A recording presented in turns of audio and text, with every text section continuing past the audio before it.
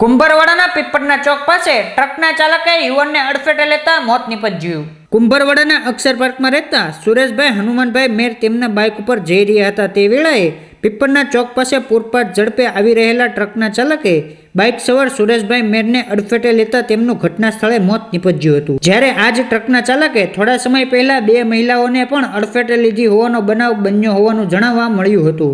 તો પોલીસ દ્વારા ટ્રકના ચાલક વિરુદ્ધ કડક કાર્યવાહી કરવામાં આવશે તેવી માંગ ઉઠવા પામી હતી।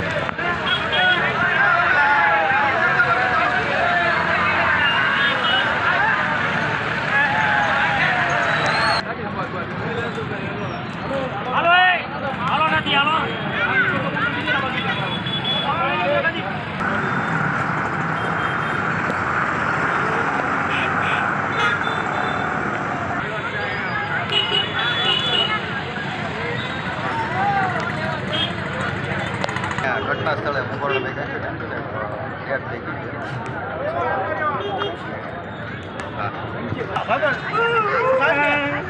શાંતિ રાખો બેટા, શાંતિ રાખો।